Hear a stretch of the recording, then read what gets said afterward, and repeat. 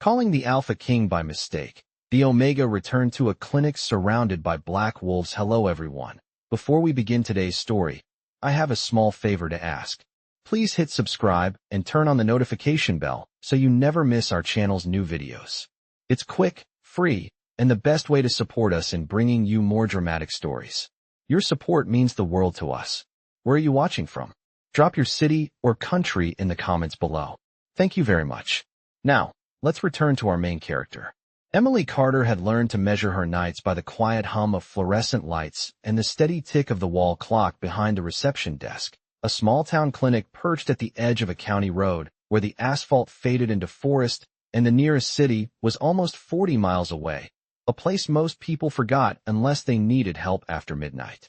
She was an Omega by birth and a caregiver by choice, with pale hands that smelled faintly of antiseptic and chamomile, and a calm voice that made frightened patients breathe easier without ever asking who she belonged to.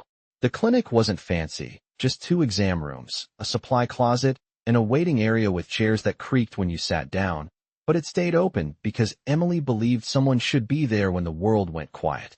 That night, the temperature hovered around 50 degrees Fahrenheit, cool enough to fog the windows, and the forest beyond the parking lot stood still, as if listening. Earlier, a man had arrived just before closing, tall and reserved, with a presence that filled the doorway without demanding attention, and Emily had done what she always did. Checked vitals, cleaned a minor wound, and spoke gently, reading from an old intake form she'd found in a dusty cabinet labeled County Records. When she'd spoken a name aloud, a name she assumed belonged to a long-retired donor or a historical footnote, she felt a brief pressure in the air, like the drop before a summer storm, then nothing at all. The man thanked her and left, footsteps fading into the trees, and Emily locked up, unaware that certain names were never meant to be spoken casually, that some titles were bound to ancient laws older than the clinic's foundation.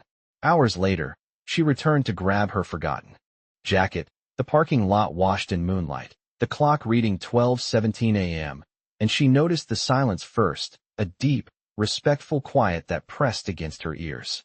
The forest edge had changed. Dark shapes stood where there had been none, large but still, eyes reflecting silver like distant stars, not threatening, not restless, simply present. Emily's heart didn't race. It slowed, as if guided by an instinct she didn't know she had, and she realized the clinic felt warmer inside, protected, the way a house feels when someone stands watch.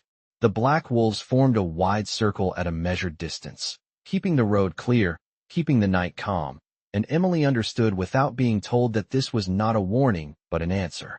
She closed her jacket, stepped back into the glow of the clinic lights, and for the first time since she'd started working nights, she felt that the world had shifted around her, not because she was powerful, but because she was kind, and somewhere beyond the trees, a king had heard his name and chosen protection over fear. Emily did not sleep much after that night, not because of fear, but because her senses felt newly tuned, as if the quiet had learned her name. And when dawn came, she opened the clinic at 7 sharp, brewed a pot of coffee that measured exactly 8 cups, and told herself the circle of black wolves had been a trick of moonlight and exhaustion even as the forest seemed to watch her through the windows.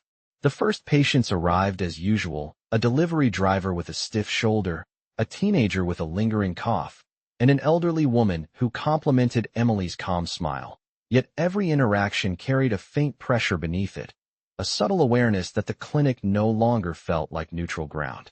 Around 10 in the morning, a county inspector stopped by unannounced, glanced at the parking lot, and frowned as if expecting to see something else, then left without a word, and Emily felt a quiet certainty that she was being observed and protected in ways no clipboard could measure. By early afternoon, the air outside warmed to the low 70s, the road shimmered, and the forest exhaled the scent of pine and rain, and when Emily stepped out to take a breath, she noticed the birds kept their distance while the shadows between the trees held steady, respectful, patient. She returned inside, checked supplies, and discovered the old cabinet she had opened the night before was now empty, the records neatly gone, as if they had never existed, which should have frightened her, but instead made her steadier, her pulse even, her thoughts clear. Just before closing, the tall man returned, no longer carrying the weight of anonymity, but still dressed simply, his presence unmistakable even without announcement. And Emily felt recognition rise like warmth in her chest without crossing into anything unsafe or overwhelming. He spoke carefully, thanking her again, explaining that names carry consequences, and that kindness carries answers. And when she asked if she had done something wrong, he shook his head with a gentleness that surprised her, saying she had done something rare. Outside, unseen but unmistakable, the black wolves shifted positions, not closer, not farther, maintaining a perimeter that felt like a promise. Emily listened as he explained that some callings are mistakes only in hindsight, that laws older than counties and clinics exist to protect those who act without malice, and that her voice had crossed a threshold because it held no intent to command, only to help. She asked what would happen next, whether her life would change, and he smiled slightly, answering that it already had, but not in the way she feared. The clinic would remain open, the road would stay clear, and those who came seeking care would find it without interference, because protection, when offered freely, becomes a shared responsibility. When he left again, the light outside softened, the wolves melted back into the forest, and Emily locked the door, feeling the night settle like a well-fitted coat. She realized then that being an Omega had never meant being small, only attentive, and that attention, when paired with compassion, could steady entire territories.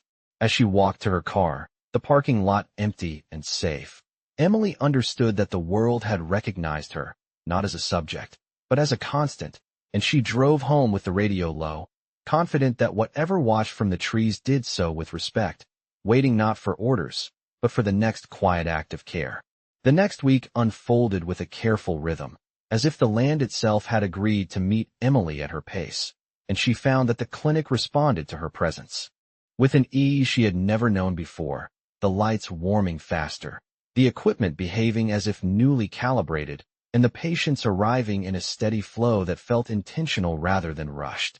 News traveled quietly in small towns, and while no one mentioned wolves outright, people spoke of the road feeling safer, of engines not stalling near the forest, of the long stretch of county asphalt staying clear even after heavy rain measured at nearly 2 inches overnight.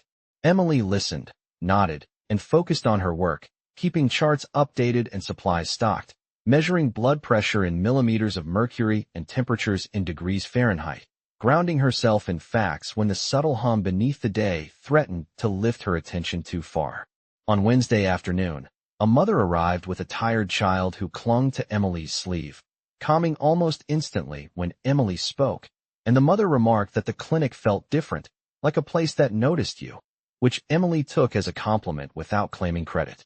Later, as the sun angled low and painted the parking lot gold, the tall man returned again, this time without urgency, carrying a paper bag of fresh apples from a nearby farm, setting them on the counter with an almost domestic care that made Emily smile before she could stop herself. He explained more then, not as a ruler but as a witness, telling her that boundaries matter, that protection does not mean intrusion, and that the circle she had seen would remain invisible unless needed, a safeguard rather than a spectacle. Emily asked about choice, about whether calling a name bound her to obligations she had not agreed to, and he answered plainly that consent is not taken by accident, that the law recognized intention above sound, and that her intention had been to heal.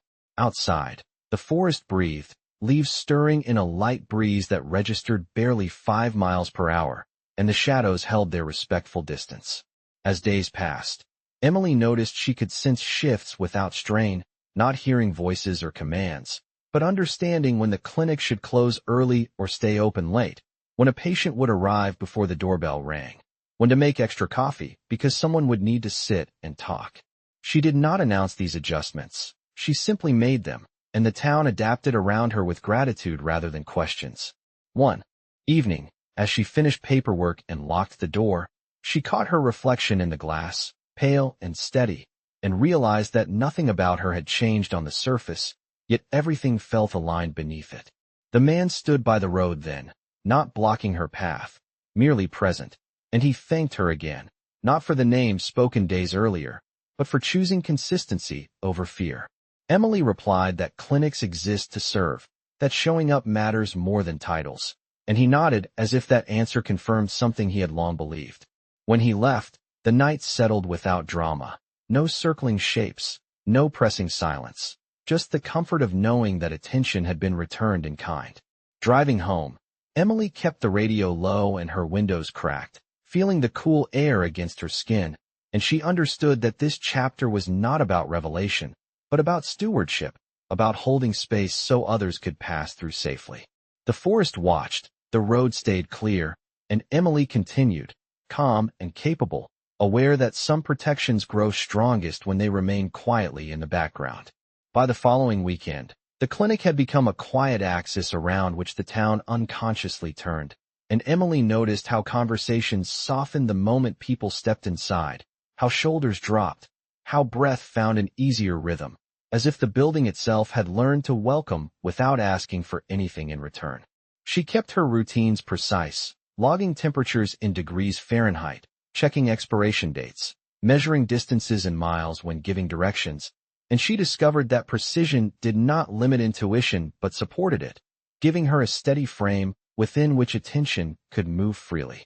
On Saturday morning, a local contractor arrived with paperwork for a minor renovation, suggesting brighter lighting for winter months, and Emily agreed, sensing the season would bring longer nights and a need for warmth that went beyond heat.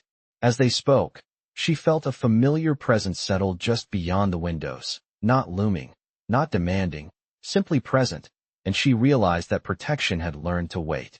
Later, while organizing the supply room, Emily found a handwritten note tucked neatly between boxes of gauze, a short message thanking her for consistency and reminding her that boundaries keep trust intact, signed only with an initial, which made her smile because she understood the care behind restraint. That afternoon, the clinic hosted a community health talk, modest and informal, and more people attended than expected, filling the waiting area with quiet conversation and the smell of brewed coffee. And Emily spoke plainly about rest, hydration, and noticing small changes before they became problems, advice that felt newly weighted with meaning. When dusk arrived around 7:30, the sky cooling to a soft gray, she walked the perimeter to lock up and sensed movement far off, not wolves circling but guardians shifting posts, maintaining a distance that honored her space. She paused, placed her hand on the doorframe, and felt a grounded assurance that this care flowed both ways. The tall man arrived later that evening, not entering at first, waiting by the road until Emily finished her notes, and when she joined him, he spoke of balance, of how leadership learned from places like this, where listening mattered more than command. Emily asked whether the town would ever need to know, whether names and titles would surface and complicate what felt simple, and he answered that simplicity, once earned, is often the strongest shield, and that anonymity could be a gift when it protected the vulnerable. As the night cooled to the low 50s, a breeze carried the scent of wet leaves, and Emily realized that her own understanding had shifted, not toward power, but toward stewardship, a word that fit better than any rank. She told him she would continue as she always had, opening on time, staying late when needed, keeping the clinic neutral and welcoming, and he nodded, acknowledging a pact formed not by law but by practice. When he departed, the road remained clear, headlights from passing cars steady and unimpeded, and Emily returned inside to turn off the lights, feeling the hum settle into a familiar calm. Driving home, she reflected on how being seen did not require spectacle, only presence, and how protection could feel like quiet agreement rather than force. The forest held its breath and then released it. The town slept easily, and Emily rested with the knowledge that the next test would not be dramatic, but ordinary, and that meeting the ordinary with care was the truest measure of what had begun. Monday arrived with a subtle resistance in the air, not sharp enough to alarm but firm enough to be noticed, and Emily sensed it before she unlocked the clinic at 7. A quiet density that made the morning feel heavier than usual even as the temperature stayed a comfortable 68 degrees Fahrenheit.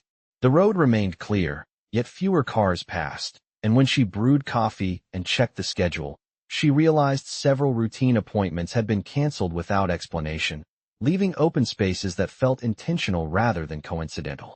As the hours moved forward, small inconsistencies surfaced, a delivery delayed by paperwork, a phone call that went silent mid-sentence, a county notice posted incorrectly and removed before noon, and Emily understood that neutrality, once recognized, sometimes attracts attention that does not understand restraint.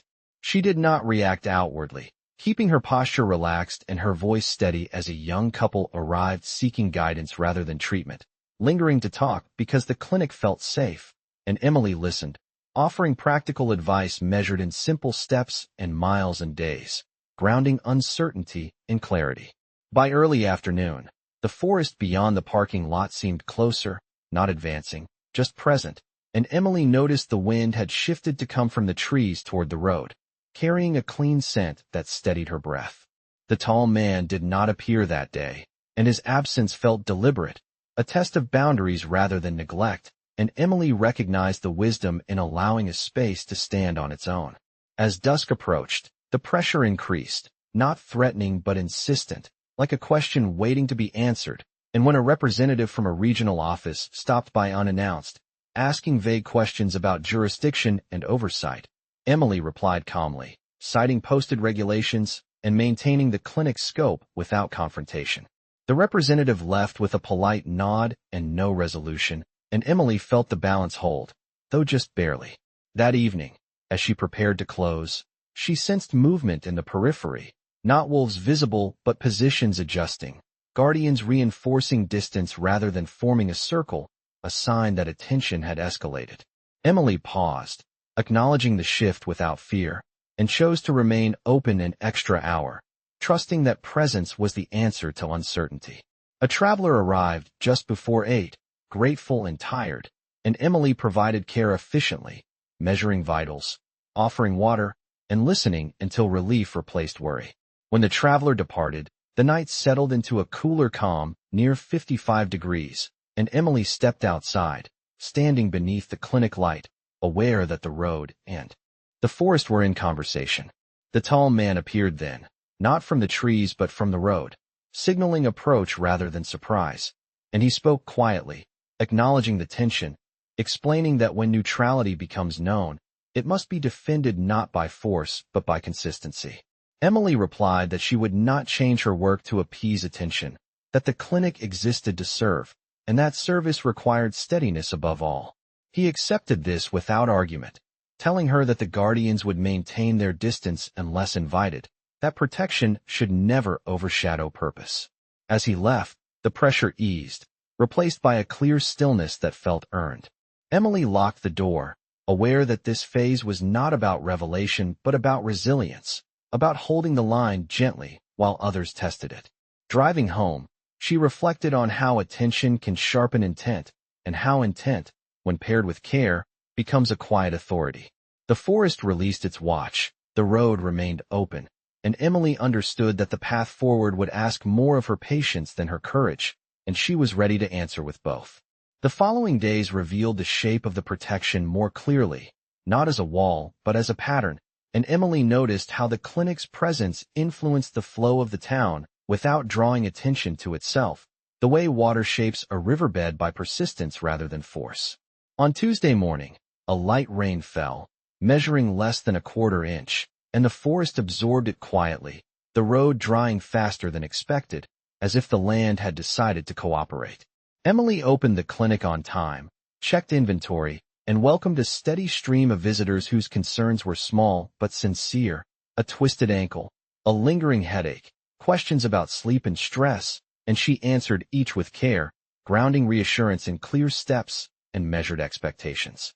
By midday, a subtle signal moved through the air, not pressure this time, but alignment, and Emily understood that the guardians had settled into their roles, positions fixed at respectful distances, ensuring that attention flowed around the clinic rather than through it.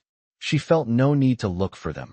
Awareness came without effort, like knowing where the walls are in a familiar room. In the afternoon, the tall man returned, not as a visitor but as a participant in the quiet order that had formed, and he asked how the balance felt, not whether it held, which Emily appreciated.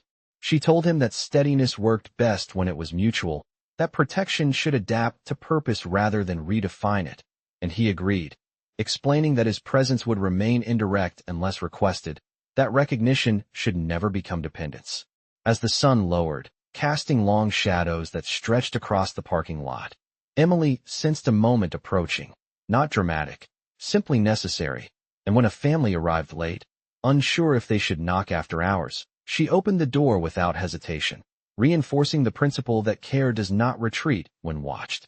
The evening passed smoothly, and when the clinic finally closed, the night felt clear and calm, the temperature dropping into the upper 40s, stars visible between drifting clouds.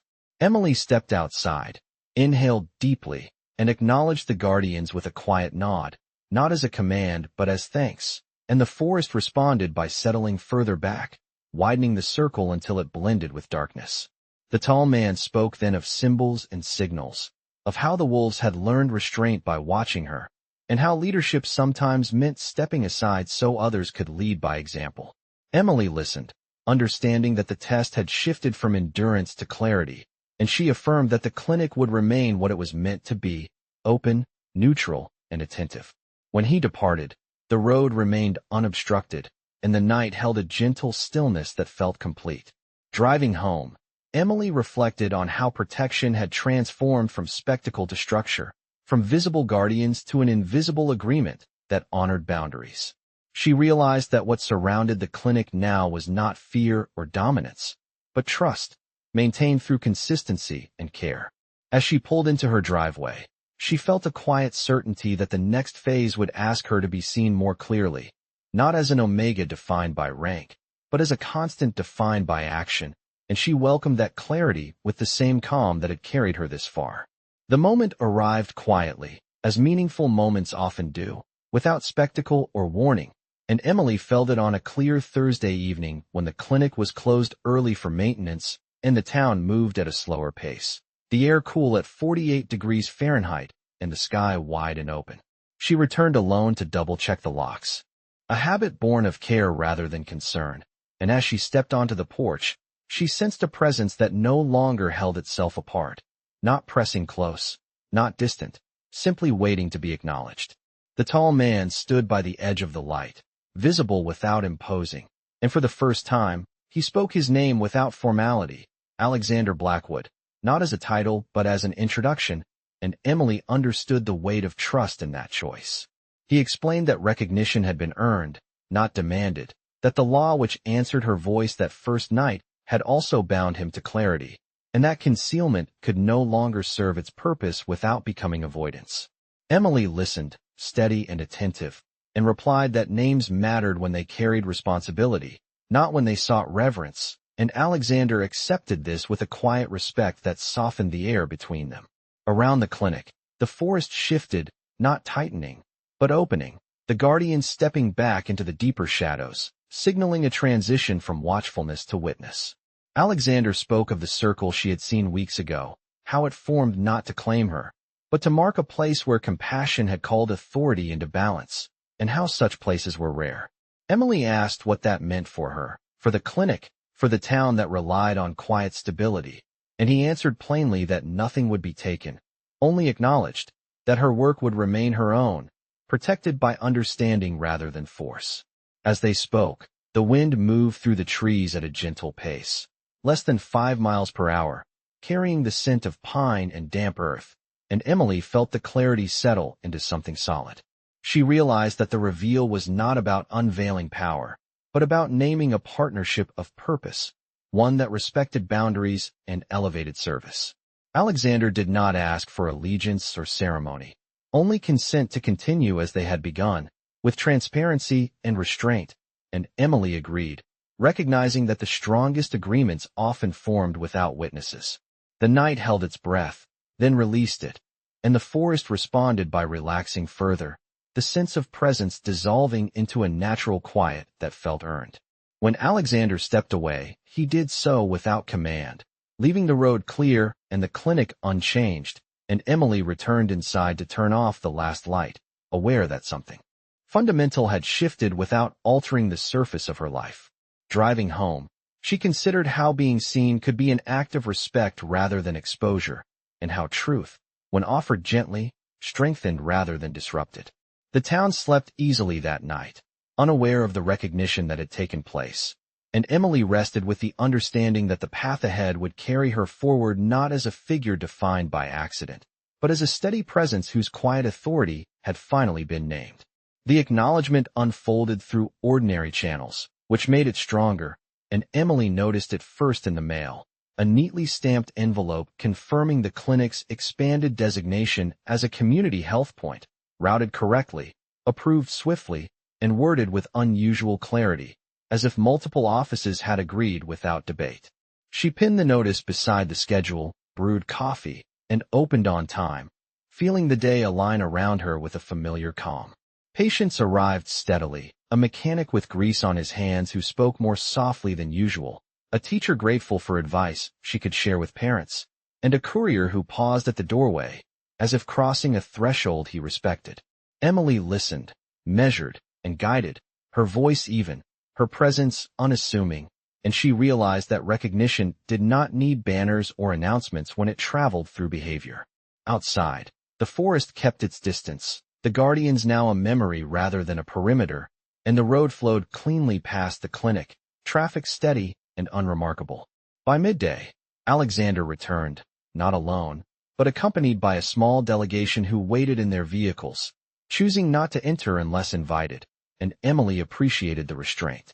He greeted her by name, asked permission to step inside, and thanked her for the care she provided to all, not as a king addressing a subject, but as a leader acknowledging a standard. He explained that the acknowledgement would remain administrative and practical, that no symbols would be placed, no claims made, and that the clinic's neutrality would be preserved by shared understanding rather than enforcement. Emily agreed, noting that trust grows best when it is not pressed into view, and Alexander smiled, recognizing the wisdom in letting actions speak.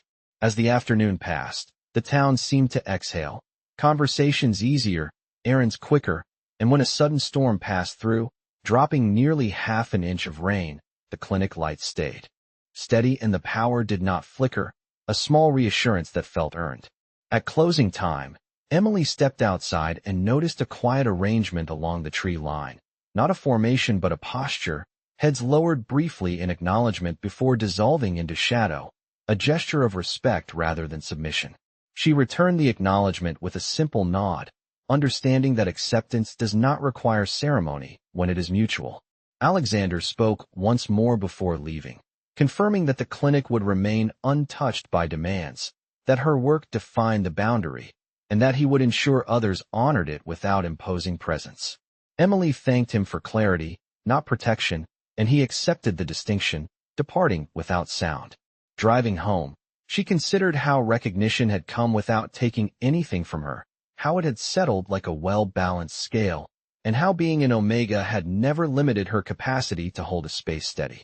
The night remained calm, stars visible, the air cool in the low 40s, and Emily rested with the assurance that what had begun as an accident had resolved into agreement, one grounded in respect and sustained by care, leaving her free to continue exactly as she was, now seen and supported, without being claimed. The weeks that followed settled into a gentle continuity, and Emily found that what endured most strongly was not the recognition itself, but the way it allowed ordinary goodness to move without obstruction, the clinic becoming a steady landmark rather than a guarded site.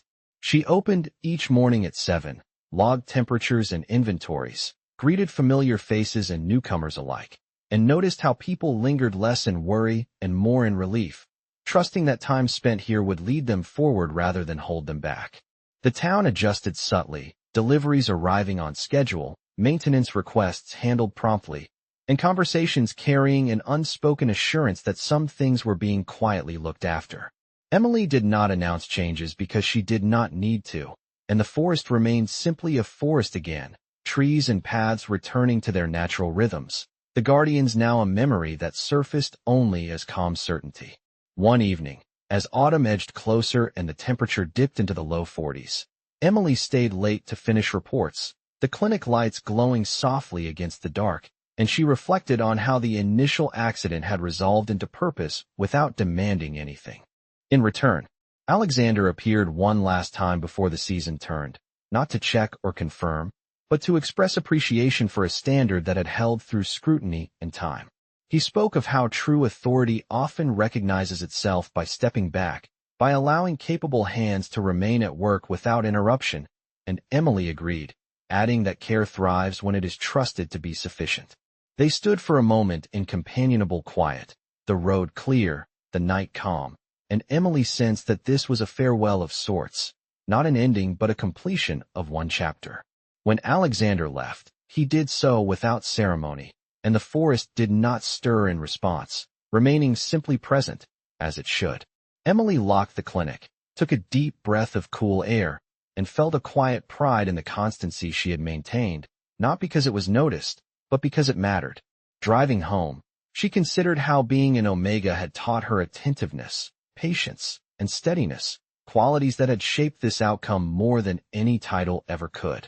The days that followed carried the same ease, patients cared for, small problems addressed before they grew, and the clinic continuing as a place where people felt seen without being weighed.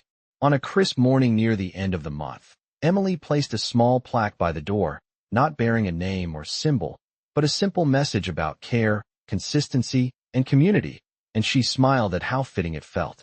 As the sun rose and warmed the parking lot, Emily stepped inside, ready for the day, confident that the protection surrounding her life now came not from watchful eyes in the forest, but from shared respect, earned trust, and the enduring strength of quiet compassion, a resolution that required no crown, no claim, only the steady continuation of doing what was right.